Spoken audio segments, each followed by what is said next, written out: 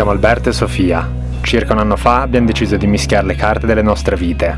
Abbiamo acquistato un Ford Transit usato in Messico, dove l'abbiamo camperizzato, l'abbiamo spedito in Argentina ed abbiamo iniziato ad inseguire un sogno di libertà che ci porterà fino in Canada.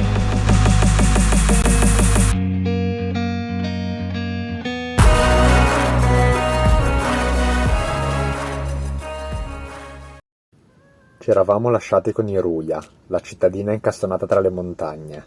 Riprendiamo ora la leggendaria Ruta Nacional 40 alla ricerca delle montagne colorate dell'Argentina.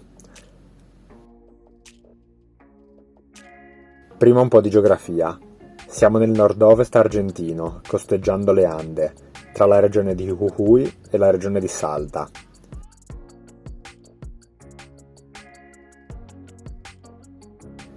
Arriviamo alla prima destinazione, Humahuaca, dove notiamo che i cactus sono estremamente alti. Neanche il tempo di metterci comodi e prendiamo un tour verso il famoso Hornocal. Decidiamo di lasciare il van in un camping perché ci dicono che la strada è pendente e non asfaltata.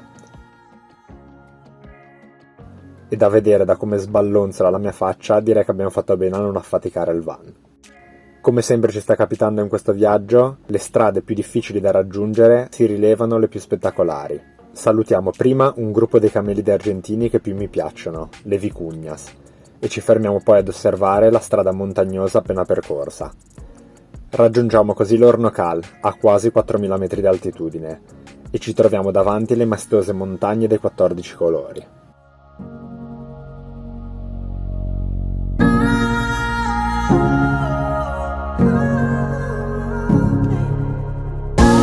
Come vi ho appena fatto vedere Sophie, a 4.000 metri c'è molto vento, ma decidiamo comunque di alzare il drone per immortalare questo momento.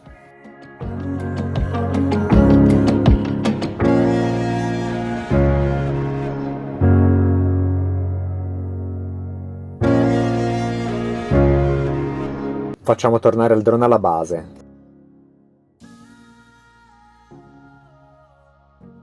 Salutiamo un altro gruppo di vicuñas e ripercorriamo la ripida strada in discesa fino alla cittadina.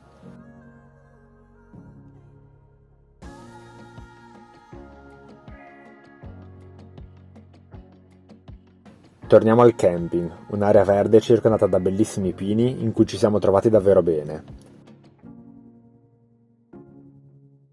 Accendiamo un bel fuoco e facciamo la conoscenza di Merlin, questo simpatico gattino.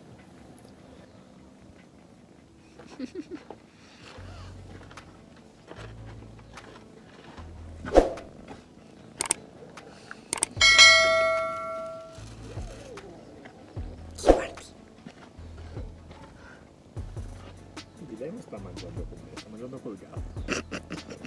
La mattina dopo mi prendo un po' di tempo per lavorare con i miei nuovi colleghi e siamo pronti a ripartire. Noi lavoriamo, vero? Vero che lavoriamo?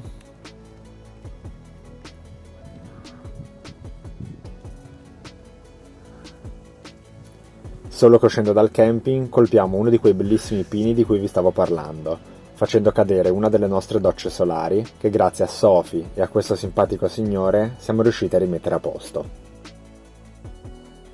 Arriviamo così a Purmamarca, altra cittadina andina circondata dalle montagne colorate. Questa volta non bisogna spostarsi dal centro per osservarle, in quanto si trovano nella cittadina stessa.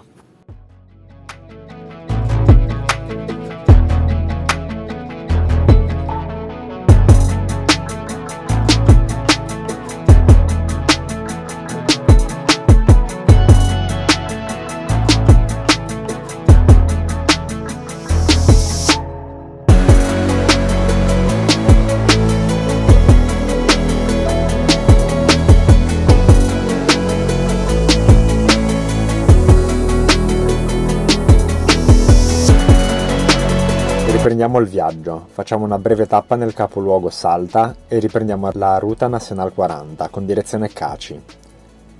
La vegetazione cambia con il passare dei chilometri. Incontriamo prima un paesaggio pieno di vegetazione,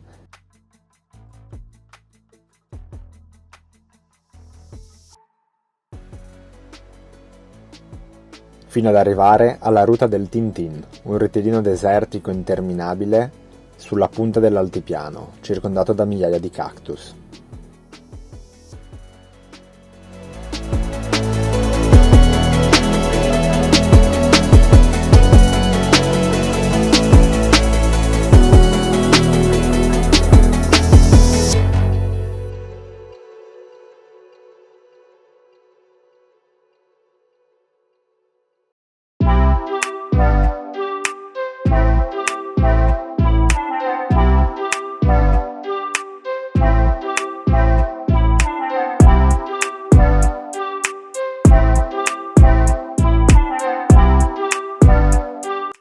Arriviamo a Cachi, piccolo paesino circondato dalle Ande, lontano centinaia di chilometri dalla civilizzazione.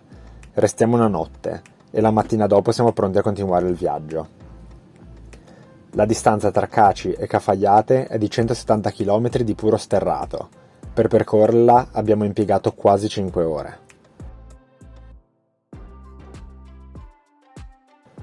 Come dicevo prima, le strade più difficili da percorrere sono quelle che regalano maggiori emozioni, e questa strada ne è una conferma. Il paesaggio è prevalentemente desertico, con canyon rocciosi davvero maestosi.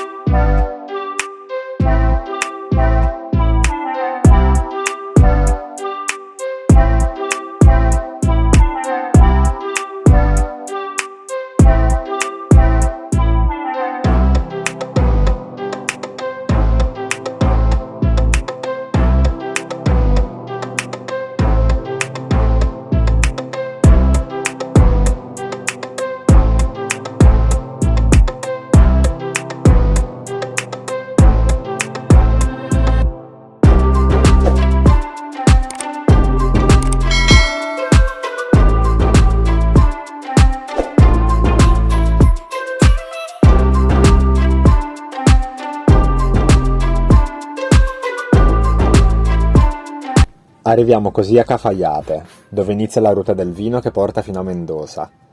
I vigneti abbondano e decidiamo di visitare alcune bodegas locali. Devo ammettere che il vino Malbec mendocino, a mio avviso, è di un altro livello rispetto al vino di Cafayate, ma la visita delle bodegas è un'esperienza sicuramente che vi consiglio.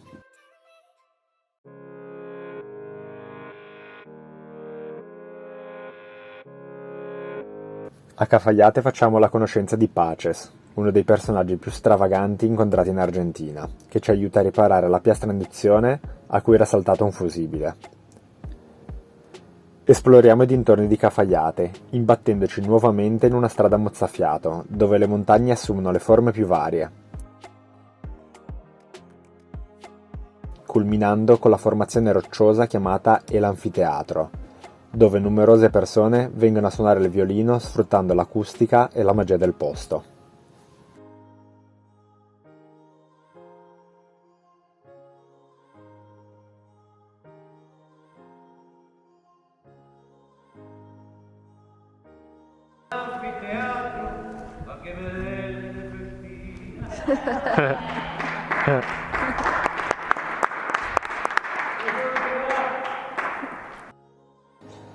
Ci allontaniamo da Cafayate e dai paesaggi colorati e stravaganti di Salta e Jujuy. Diamo un ultimo saluto ai vigneti e siamo pronti ad esplorare Catamarca, dove la Puna si manifesta in tutte le sue forme e che ci ha letteralmente lasciati senza parole.